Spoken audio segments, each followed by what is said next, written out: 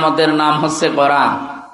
এই জন্য কোরআনে কারিম যারা পেয়েছে তারা যেন আনন্দে থাকে, এই রহমতটা যারা পেয়েছে তারা যেন খুশি থাকে।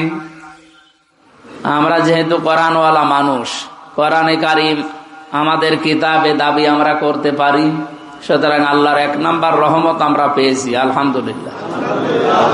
আপনি কোন হিন্দুকে জিজ্ঞাসা করেন তো তাদের ধর্মীয় গ্রন্থের নাম তারা কোরআন বলতে পারবে? পারবে। পৃথিবীর যত জাতির লোক আছে তারা কেউ কথা বলার যোগ্যতা রাখে না যে আমাদের কিতাবের নাম কোরআন। সুতরাং আমরা মুসলিম, আমরাই শুধু বলতে পারি আমাদের কিতাবের নাম হচ্ছে কোরআন।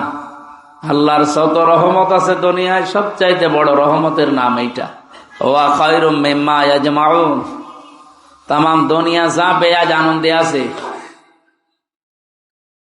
কত মানুষ সুদ খেয়ে আনন্দ করে দুনিয়ায়।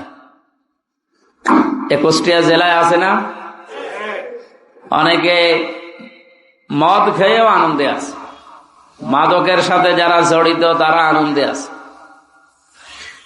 অনেকে ক্ষমতা বৈধ অবৈধ দেখা দেখি নেই, হলেই হইল, যেভাবেই হোক চেয়ার পেয়েছি এইটাই আনন্দ।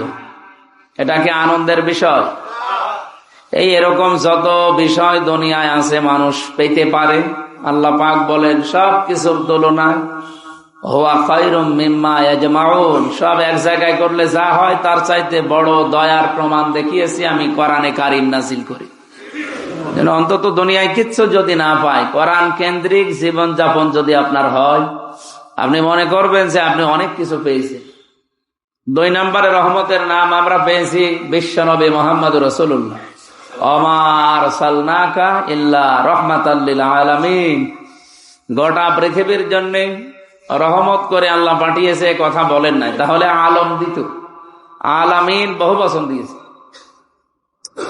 যত জগৎ আল্লাহ বানিয়েছেন, যত সৃষ্টিকুল আছে, যেখানে আল্লাহর বিধান চলে, আল্লাহর ক্ষমতা যেখানে যেখানে আছে, ওই জায়গার জন্যই মুহাম্মদুর রাসূলুল্লাহ হচ্ছেন রহমত। তাহলে আল্লাহর ক্ষমতা আমাদের উপরে তো নেই নাকি? বাংলাদেশের উপরে আল্লাহর ক্ষমতা আছে?